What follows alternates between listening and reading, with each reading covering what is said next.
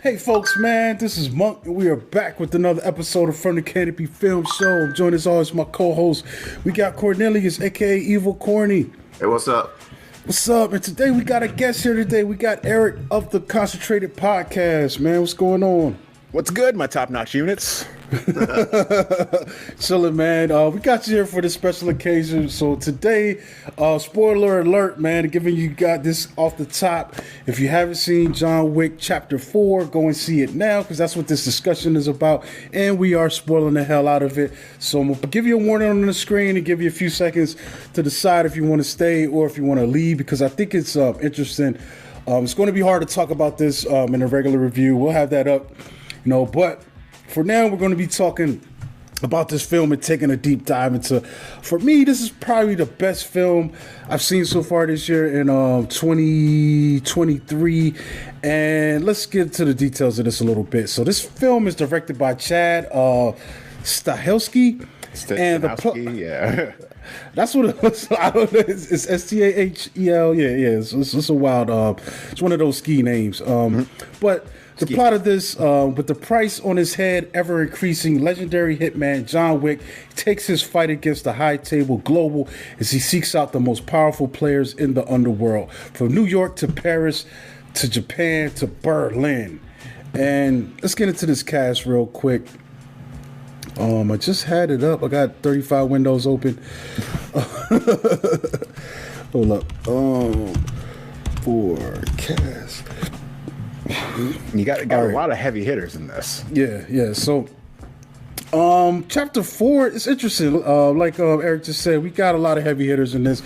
We got Keanu Reeves as John Wick, the character the series is based on. We get Lawrence Fishburne, not Larry, the Bowery King. We get George Giorgio. You don't like it when you call him Larry these days. Nah, he hates that. Playing the Elder, Lance Reddick, Sharon Clancy Brown plays the Harbinger. Ian McShane is back as Winston. Marco Zarora as Chidi. Bill Skarsgård as Marquise. Donnie Yen as Kane.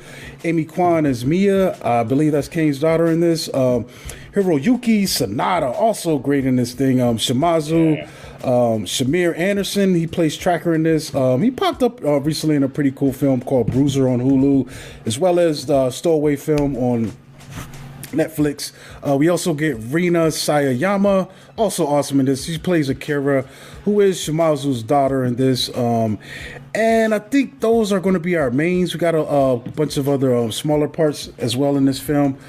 But this thing's amazing, man. So I kind of broke down what we want to talk about this. And I guess, just a little loose outline. You guys can chime in there however you feel and make some comments. But this story is pretty damn cool. I want to get the spoilers out the way, man. It seems like John dies at the end.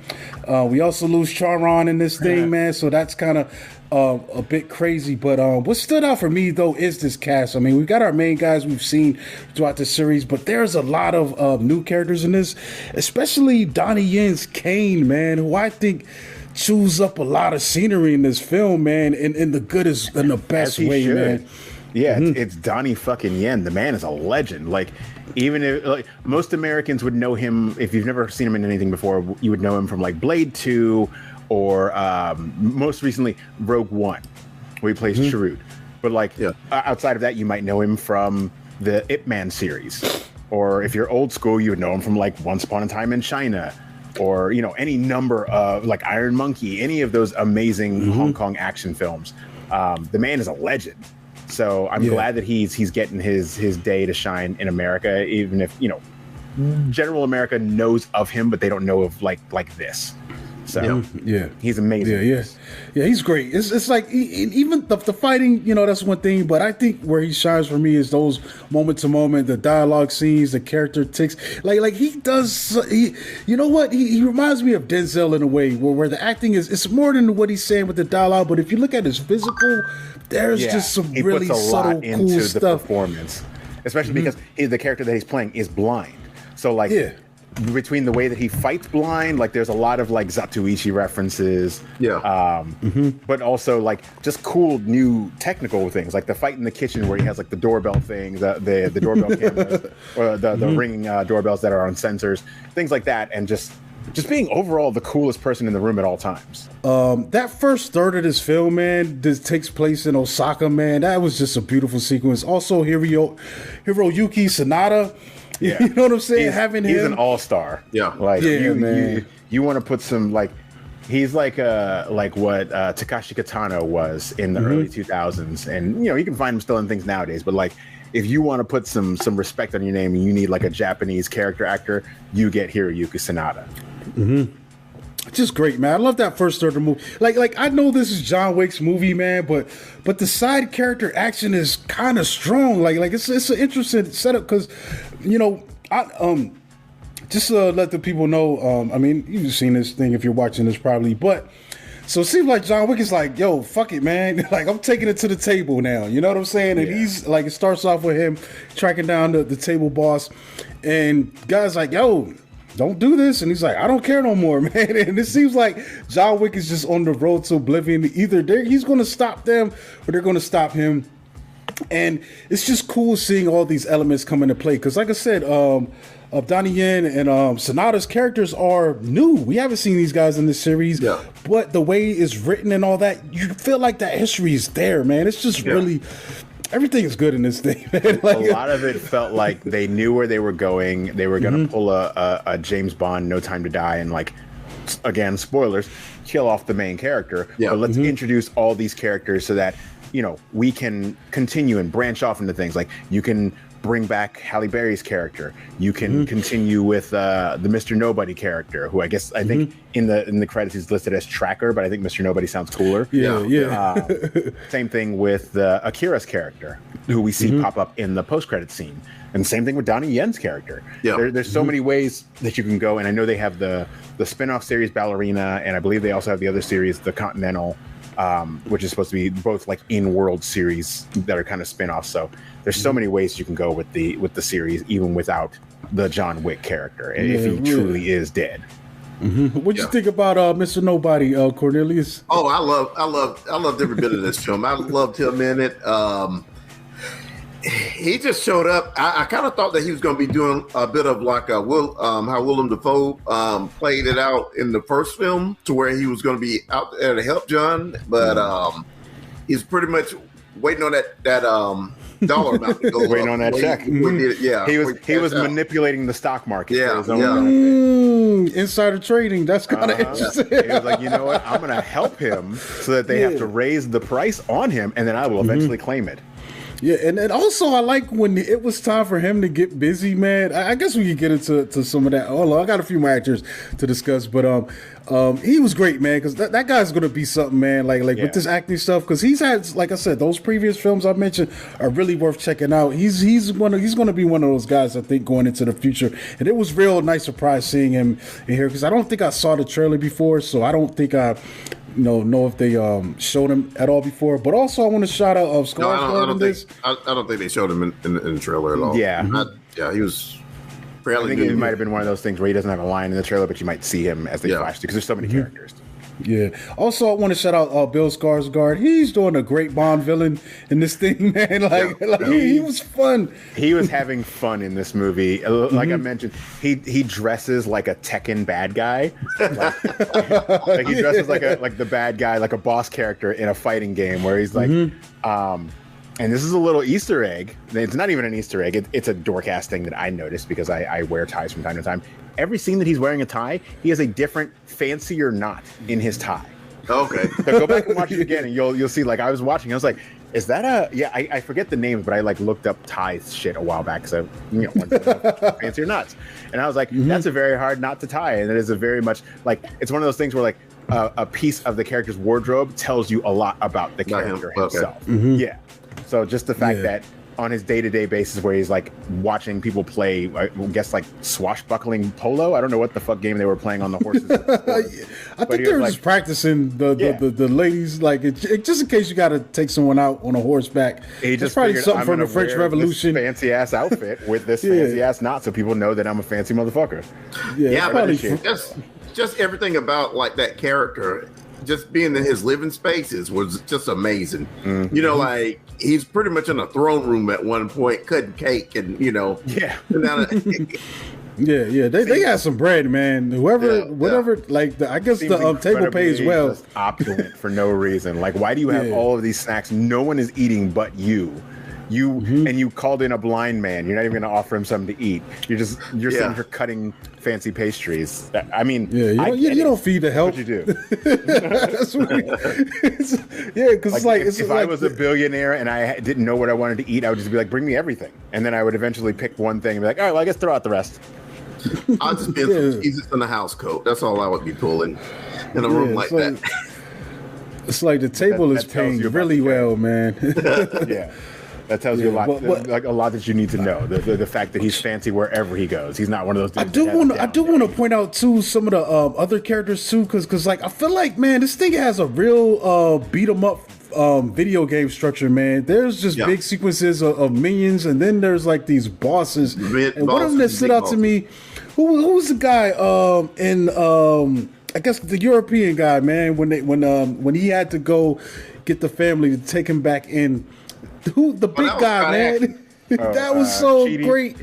Yeah. See, so he was wearing a fat suit, man. Because I'm looking at this thing, and I'm like, yo, but that was so great to have that fight, to see the big man just like, you know what I'm saying, doing that. But there were some good, memorable, under bosses. One of the things about him though was Scott Adkins. Scott Adkins is a famous, very famous, like martial artist. When I saw on the in the credits that Scott Adkins was, I was like, where? And then I went back and thought about who the fuck he was. I was like, oh shit, he was the dude, like he was like Bob from Tekken. Yeah. He was acting his ass off in that scene, I was like, man. where did they find this white Sammo Hung at? Yeah, but what was amazing though is like I have asthma, and my asthma inhaler has never let me like go through a good time. Ass.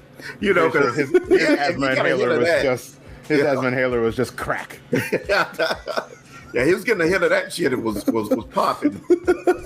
Maybe that's what it is. He's taking a shot of meth, man. But because before the fight, like after he took the hit, then he was like, oh shit, and he's doing backflips and kicking people in the chest. I was like, where the fuck did this come from? Yeah, I'm surprised John Wick didn't just snatch that inhaler from him. You know, throw that to the side before he beat the crap out of him. You know. Yeah. Well, speaking of fights, man, the action in this thing was off the chain, and I think part of it is, the fighting itself, but also the way a lot of this stuff was filmed, man. Because like I said, man, that scene in Japan was just crazy. I think that was we get the little chase through the desert, but that's really nothing. But when we get to Osaka, and that showdown in the hotel, once they go in there, and they tell what's his name, Shizami, Shimazu, when they tell them to give up Wick, and it's just like all hell breaks loose, man. And I love how that was handled. They're speaking in Japanese under their breaths. It's like, yo, evacuate the place. And I forgot what he said, man. There's a line in there that, like, that first time when that crowd that I saw when we saw this, man, we busted out laughing. I think he was like, we got some guests, or prepare for our guests or something. And I'm just like, yo, it's about to go down. Got a really good chuckle out of that. But then I like this series has killed showing them our hospitality or something like that. So far, and this series has killed a few thousand people so far, I'm pretty sure, and it still manages to find inventive ways to still make this look fresh, look fun and thrilling, and just so much creative stuff, man. Like it's amazing, man. Especially, like, I really love that Osaka scene, man. And there's some other sequences later on, but that thing sets a tone where, like, all right, we ease ourselves into this, but then you next thing you know, you're like trying to catch your breath, man. You're just watching stuff happening back to back. Well, it's crazy, between man. That and, like, in I believe it was the second one where they introduced, like, the bulletproof suits. Yeah. For a while, I was like, how is this going to work? You're going to tone down the action because you want to be able to, like, take bullets. But they keep finding a way to, like, make it not believable, because I think Hacksmith Studios on YouTube recently did a video where they made a bulletproof, like, suit, and they proved that it could work in a way. But in real life, you're still going to feel those impacts, man. And you're going to feel that kinetic energy. You're not just going to be like, bing, that your arm might get broke, even though the bullet won't penetrate. It's like Captain America's shield, where like it's like all the impact, where he's just like throwing his arm. Yeah, that was looking kind of goofy in parts, even though I still like it. It's a way to up the ante, but also still keep the action flowing without every time somebody shoots him in the chest, him falling over and going, "Oh, okay, give me a second." No, they can be like, "Okay, I took 4 shots, but you didn't hit me in the head, so I'm still good."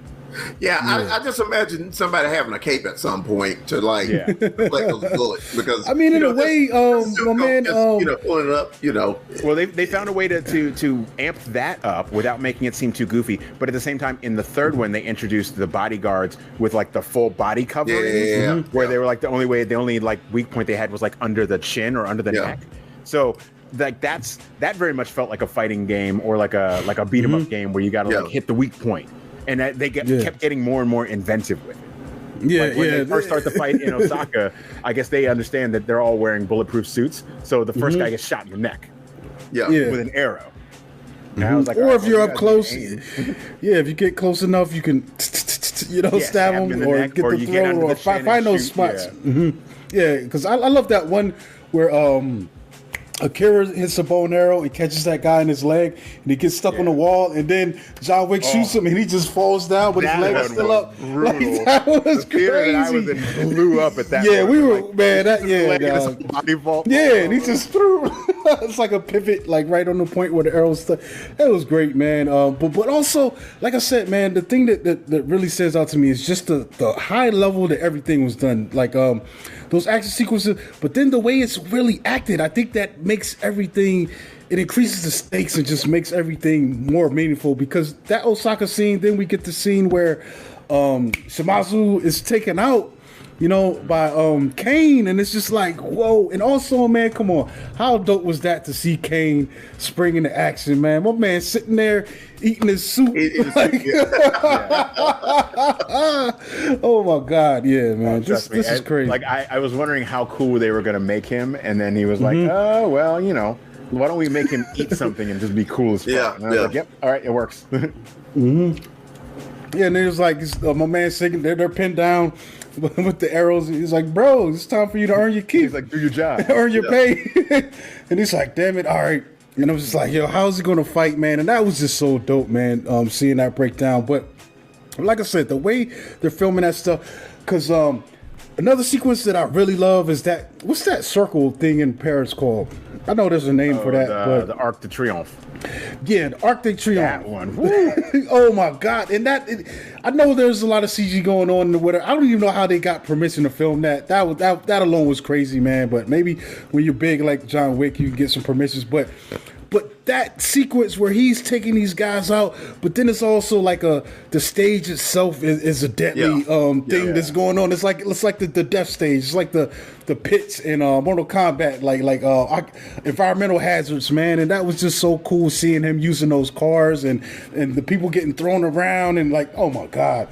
This thing is crazy. Just like that, anytime he would stop and somebody wouldn't realize, and then they get hit by a car. And speaking of cars, John Wick just fucking eats cars. Like, I know the suit's bulletproof, but it's not car.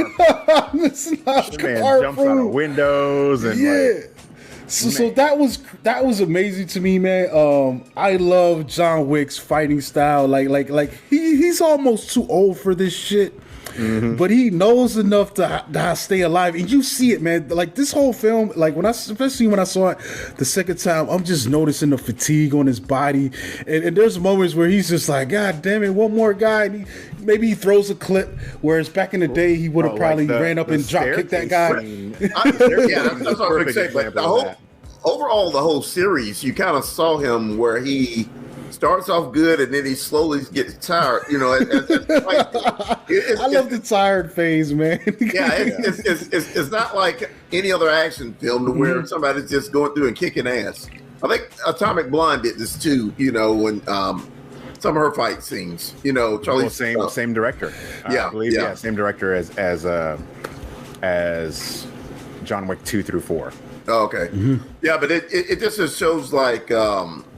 Even though you're dealing with like ultra violence and stuff like that, it's a little bit of realism, because it's just It's kind of like you the can just old take Jackie so Chan much. way. Yeah, you can just take so much. Like, It's not dealing Jackie with Chan would get hit, and then Yeah. you would feel it. Yeah, It makes you appreciate the fight more.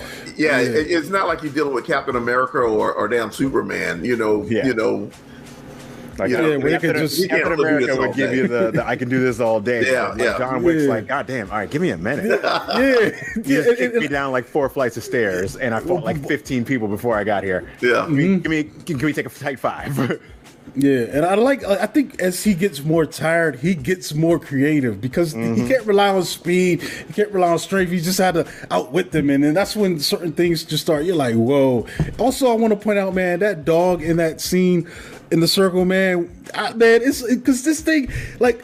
Some people, I saw some criticism that this thing is just too much. It's too long. It's too long. Like the sequences, they're too long. And there are moments where it starts to feel like that. But then you'll see something crazy, like this dog jumping on the top of 4 cars, and you're just like, yo, like it's a rhythm to this thing, man. It's like if you take away the action scenes, the movie is maybe 30 minutes of actual dialogue. Yeah, it is. 2 hours and 49 minutes.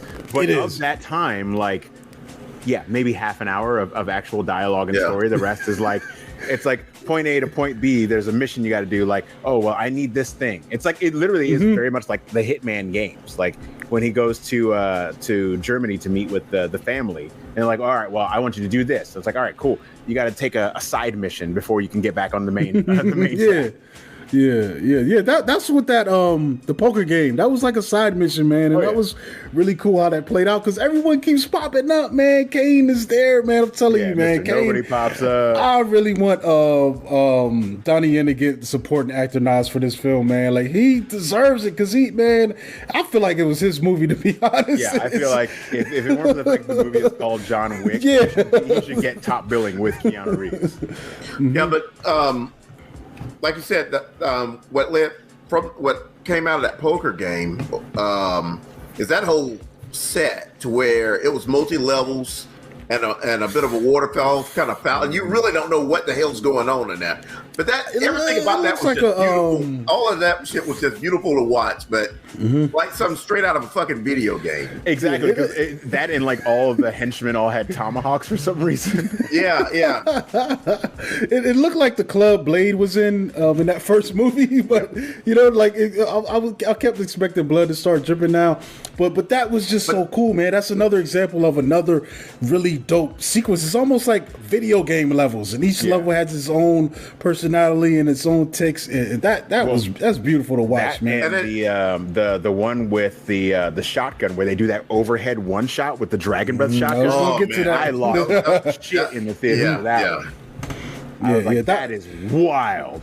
Yeah, that was beautiful, man. Apparently that was based off the director. He put out a statement recently that he was inspired by a video game to make that sequence, and the game is called what's the name of this game? It's kind of a follow up to Hotline Miami, which also has the same perspective in the game. Yeah, but this game is Hong Kong Massacre from 2019. Okay. And if you're watching that, you see a clip of that game. It definitely looks like what they're depicting in here.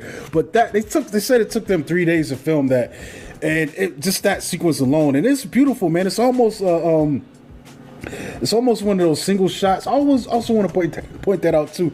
There's a few sequences in this where we get them long takes, man, and I got to give props to Keanu because he's in most of this stuff doing these scenes, even though it's fake. And it's a movie, but he's still got to do those movements. He's still got to roll on the ground and wrap these guys up in these holes. He's still got to, jump around and move around, man. And it's just amazing, man. Like this is crazy, man. It's going to be tough to get him back. But I think he said he would come back on some conditions. I didn't click on the article to see what the condition was, but this has got to take a lot out of everyone involved, man. The physicality of it and just the stuff that's going on in it, man. And but also we get to that finale, man, and well, right before we get to that, I do want to harp on just other aspects of the cinematography. This film is beautiful, man. Like the transitional stages. I have a friend who hit me up a little while ago, and he's like, "Yo, how did this look?" Because he actually his company, he works with a film company, and they built the set at for Charles' funeral. The what's that called? The mausoleum. Oh yeah, the outdoor. Yeah.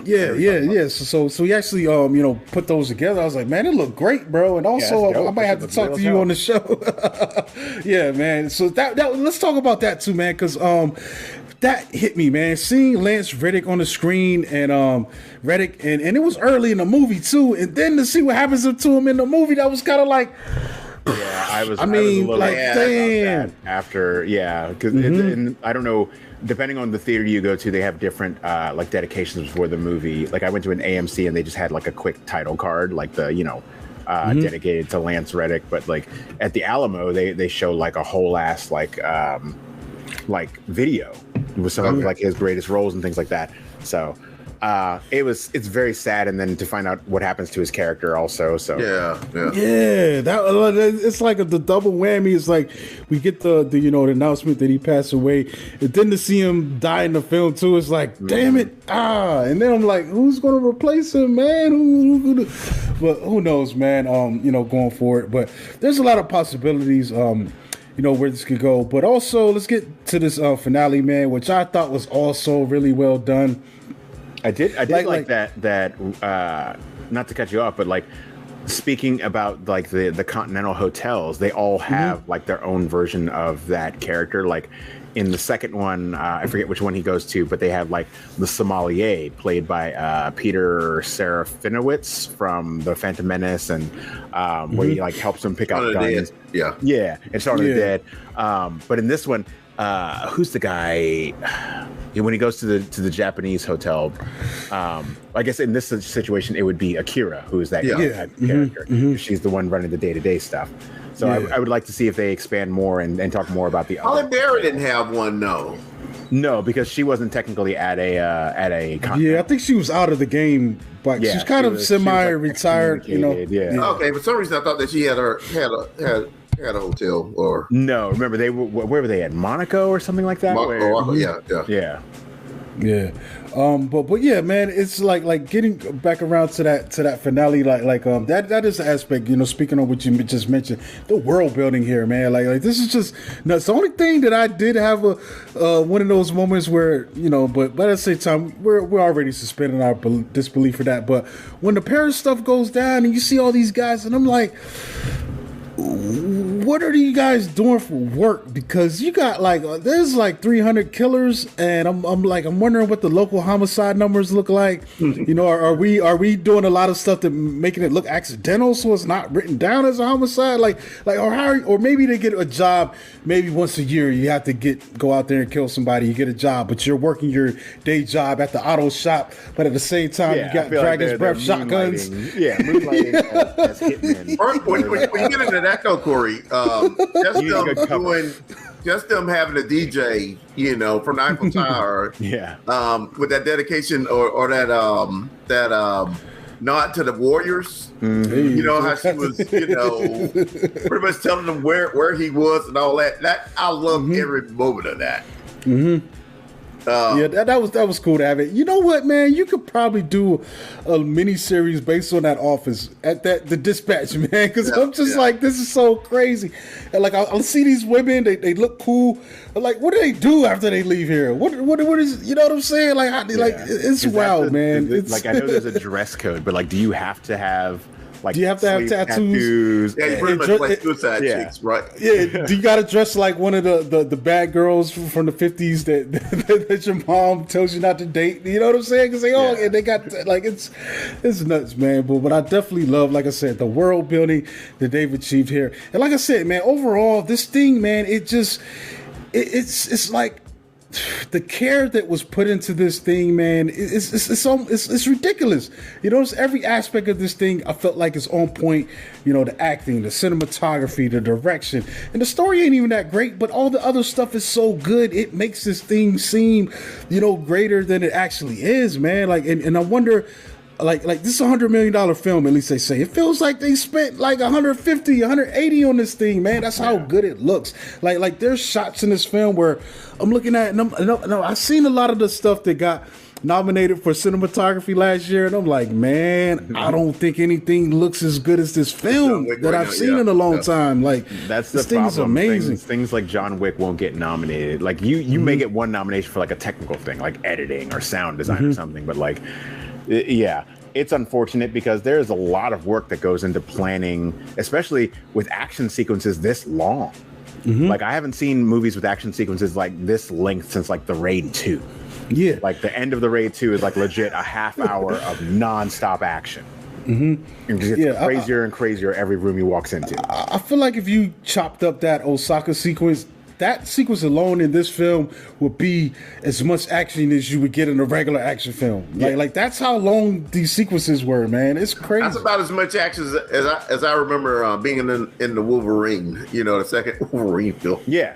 Well, that and the Wolverine didn't have fucking sumo wrestlers in bulletproof kimonos. Yo, they I were wanted more of them. It was like stop them, and they were just eating bullets with their forearms. Yo, they look like a ham, and just like you holding up. Like, yo, oh my god! I was like, I want that movie. The disrespect to human bodies in this film. Oh my god! Like, but back to the finale, man. I think that was cool too, man. So by the time we get to the finale, we need a breather as an audience, man, because that circle fight was just like, oh my god, and the steps, man, because you go from that, which the circle fight was like 20 minutes, and then the steps was like another 20 minutes. Like, I'm looking at my clock, and I know I'm like, yo, I think when we got to the circle, there's still like 40 minutes left in the film, and I'm like, yo, this is crazy. Like, on the second time I watched it, I'm like, wow, like job of like bringing down your expectations, because I didn't want them to do that thing where he gets to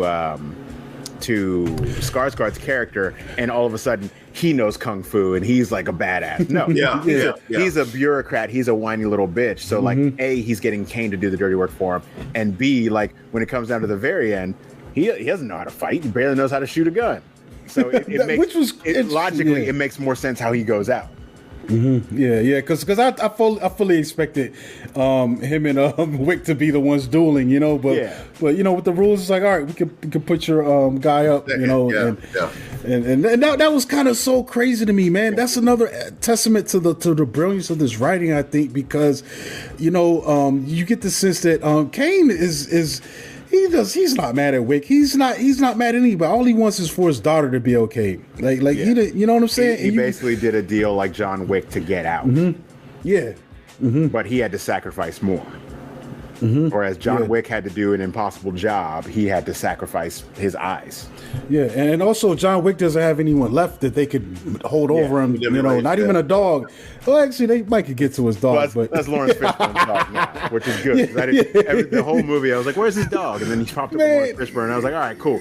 Don't fuck with the dog." One of the things about the marquee is when they were doing the terms of the duel.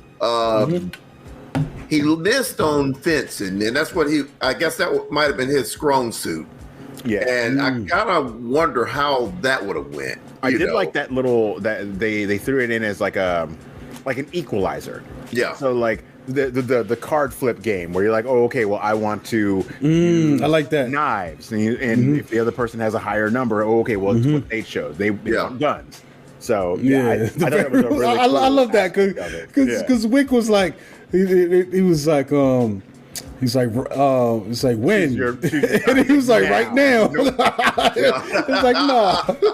We're gonna do it tomorrow morning at dawn. Because see, Wick has probably maybe I can't count, but maybe 300 words in this movie, and every time he talks, though, I felt it. Like, I really loved in the beginning when Barry King comes in and he's in the joint training. He's like, wow, and he's like, you ready? And he looks, he's like. Yeah, like it's his delivery of it's almost it's not unsure, but it's like it's off. So like I get the sense that in real life, but I get the sense in real life that John Wick is just an awkward human being too. Like really, when dealing with and it comes off every time he talks is great. Yeah, but he pretty much played like a Clint Eastwood type character because like the man with no name wasn't really a talkative motherfucker. But Clint is still more. Done, but when Clint talks. Yeah. When Clint talks in those films, it's still with a certain confidence, and this is almost like It's like he wants to make sure you know what he means, but he's not really sure if that's coming across to you. It's just real goofy, man. Like just watching him. He's really good at expressing with his tone of voice, like his mood. Like once you get him to that pissed off on Wick, then you know anything is possible.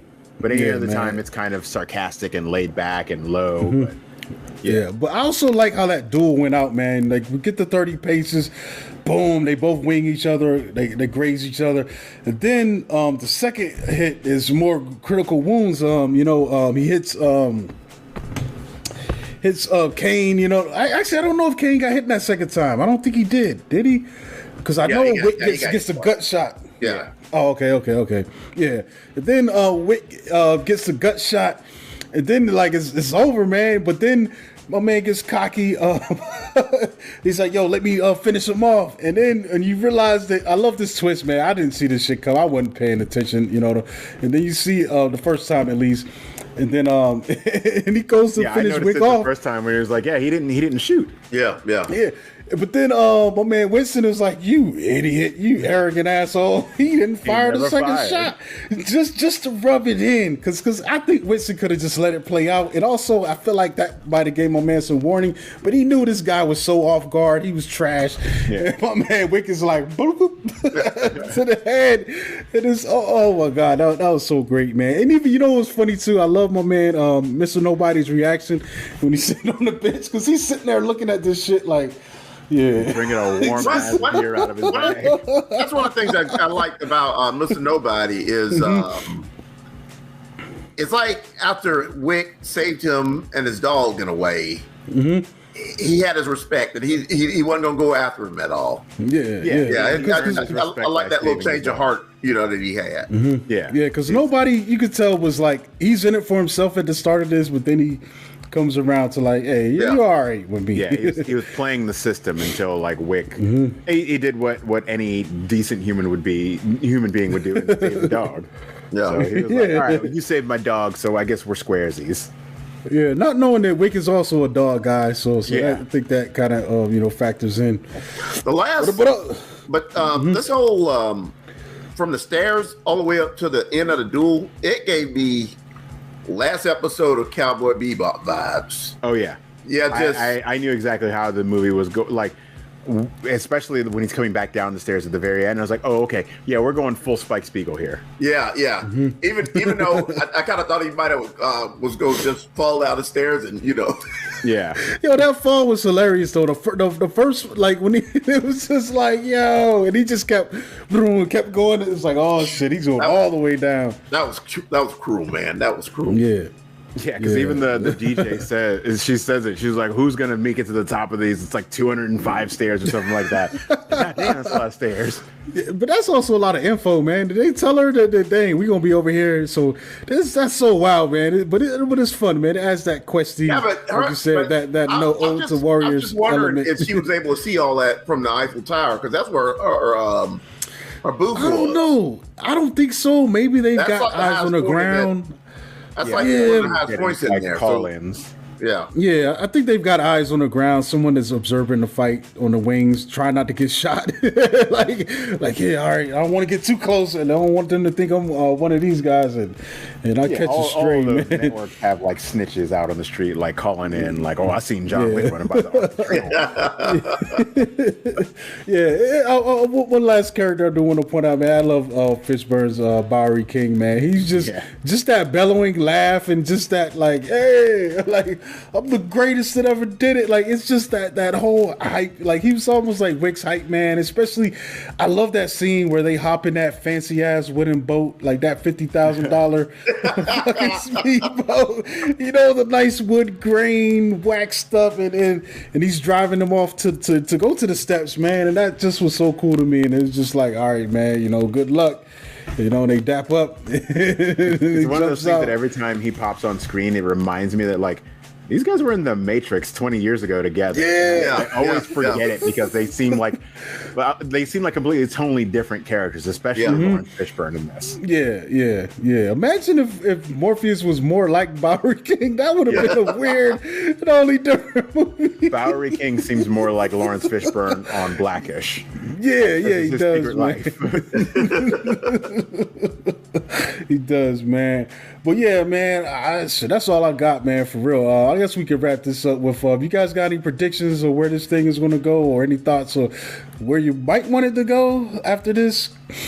I would like to see it more focused on Donnie Yen's character, because again, if you have Donnie Yen and you let him make it through to the end, like, use Donnie Yen more. Like, the man is a legend. I agree. And I would like to see Donnie Yen in his own film in this universe. Yeah. Plus, the charisma and like just the effort that he put into playing a blind character. Because I mean, he's done it before as Chirrut in Rogue One, but this was like on a whole nother level. Like when he fights with the sword, like the very Zatoichi straight blade, and his little like he's so fast with his pokes. A lot of people don't even realize they're stabbed. Like, that's badass. Yeah. And he has also, I want to point out, I saw an article today that said he would be up for coming up for something based on his character in this world. So the man did might get that fucking 4 or 5 Hitman movies. I'm pretty sure he can do a couple of John Wicks. Like right now though, I'm kind of wondering how many John Wick-ish type knockoffs we're gonna have, because we already had, like last year we had Gunpowder Milkshake. That movie visually had potential, but overall it wasn't directed all that well. Yeah, and then you know, Kate. You had Kate, the one with what's her name from Scott Pilgrim. Oh yeah. That would have some pretty cool action in it. I thought that was so I actually enjoyed that more than I did the Gunpowder. I enjoyed that more than Gunpowder Milkshake. Yeah. Okay. I thought Gunpowder Milkshake had a better supporting cast than Kate, but I thought Mary Elizabeth Winstead, that's her name. I thought she did a better job as the main character as opposed to Kate. I need to watch Kate. Then it's pretty good. Yeah, it's worth a shot. Yeah, it's definitely. But also it's interesting, like talking about retreaded territory. There's another film that got announced recently, and I think it's going to have Samara Weaving in it. It takes place in the 80s and about some killers. And I'm like, are we doing Atomic Blonde again? like what's going on here? But I don't know, man. But I think it's interesting to see that, you know, the Wick has kind of reinvigorated, you know, these type of films based on this kind of hitman, you know, realm. But also, I'm hyped, man. I'll watch any of it, especially if the original creators are involved. You know, definitely there's a lot to build on because of this world, man. Like you can even just do a series, like you said, there is a series coming out based on the one of the hotels. And on the ballerina school, like from I think it was the second one with Angelica Houston. Just imagine a series where every episode is a different killer or going out on a different job and something crazy happens. And just put these things in a kind of like a less shitty Dollhouse. Yeah. Different kinds of hits, different situations. You know, maybe they don't go right all the time, or better yet, there's no limit on time. Just past and present and probably future. You know, things that happen in that world. The guy that played Lester Freeman in The Wire, I can't think of his name right now. Clark Peters. When he showed up in the first one, I was kind of wondering what the hell his backstory was, you know. Well, there's also a bunch of characters that they can bring back. I'm amazed that we haven't seen Common again, because I believe his character lived in the second one. And Halle Berry's character, obviously, and she seemed to have a really good time making the second one, or the third one. So there's a bunch of characters that they can bring back. You basically have like your own assassin MCU here. I always love that, man. Like, even, I mean, I feel like it is much more exaggerated than it is in real life. I don't think the networks are really this intricate, you know, but it's still something fun to explore because of the world that they built and the rules that they've established and these cool characters, man. I was even loving my band. What's the name? Heineken, Halliburton. Hold up, let me find this guy's name. Harbinger. Even him, I'm like, I was like, fuck yeah, this guy's amazing and everything. So it's like, there's so much to work with, man. Like you said, man, the rich, intricate histories, and you can even possibly go back, like you said, if you jump back like 2 years before this, maybe you could show You can show what's my man Shimazu and Kane doing stuff, or Shimazu and Wick. Like, yo, how did this happen? Why is Shimazu so indebted to John Wick? Because that's another thing, man. I feel like another character would have gave Wick up. How Kane lost his vision and how he got out to his daughter. Mm-hmm. All of that, man. So we got a lot of cool stuff. It's Harbinger. The Kragan. What was he in Hollander? Yeah. I wouldn't mind just seeing him with a sword in that world, Yeah. Mm-hmm. Yeah, I like that he also commanded respect. Like even the what's his name? Marquis. The Marquis. He told him off. And we still got that aspect of it because we don't know who sits at the top of the table. Yeah. We still haven't seen that. Like we've seen even the guys who are supposed to be the man, they're still under bosses. So it's really crazy, man. Like, or maybe there is no single head. Maybe it's like a Hydra. There's many heads, but there's still a lot of stuff to explore. Yeah. Global organizational killing. They probably got IPO out there too, man. You can invest in. It seems like this is ancient world money. Like the chain of hotels. Like, I'm gonna invest in the Ramada. Oh my God! Wow, and that'd be crazy. The stock dips after something crazy like what happened in Part 4 happens. Yeah, the one in New York blew up. Whoa, no, it's gonna affect the stock. Like, I'm selling, man. Yeah, man. I think we can wrap this up, man. I think we talked enough about this. These buildings my stock keeps fluctuating because these buildings keep getting attacked by ninjas or some shit. Yeah, it's nuts, man. But it's a good time, man. I definitely, I don't even know how you made it this far if you haven't seen it. Maybe some people that don't care about spoilers, but like I said, I've seen this twice, and I'll go see it again, man. Like this weekend, we got what is it? You said Dungeons and Dragons. When is Air coming out? Is that also out this weekend? It might be this weekend. It's out in preview. Like I know the Alamo is doing a preview showing of it, and I think certain theaters are doing preview showings of Air. Yeah, so but I think that's also coming to Amazon. I think it's an Amazon finance film. Okay. Mm-hmm. Yeah. So, but definitely go see this, man. If you haven't.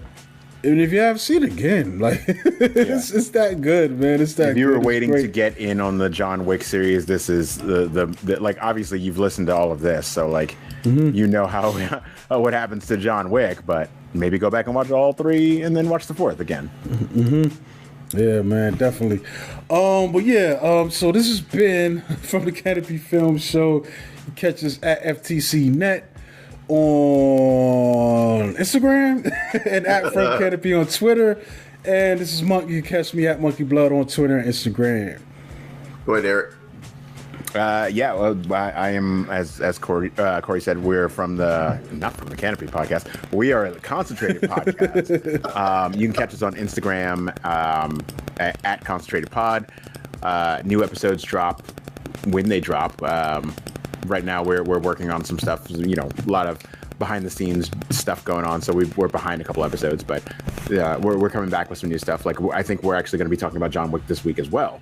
Okay. So far, I'm the only one who's seen it, but everybody's really busy. So, and also we have Cup and Saucer, where this week we're going to start talking about Amazon's Jungle, which you actually recommended, Corey. So I haven't had a chance. I haven't had a chance to spoil that for Courtney and Manira yet. They don't know because I couldn't get them to watch Top Boy. So I was like, all right, my God! What if it's Top Boy, but they're rapping in between? I feel like they are kind of in the similar vein, just because of the subject matter. Yeah, we're starting to cover that. We're recording that tomorrow. So Tiny Tempa in the car, man. That dude's insane. That man is insane. It's really good. That's a wild series. But or you can catch me on Instagram myself at Disposable Pal. But hit us up and send us questions, feedback, whatever episode ideas. We're out there. All right, and I'm Cornelius Bros on Facebook, Cornelius Bros on Instagram, at Cornelius1976 on Twitter, and on TikTok, where I watch videos of 1976. And one thing about this John Wick film, I just personally think that they shot the hell out of this film. Yeah, literally. And I gotta make that shirt. I've been Yeah, you got to make that shirt. That's I gotta get you out the way. yeah. This is a great film, man. Check it out, folks. We'll be back next time. Peace. Peace. Yeah. Man.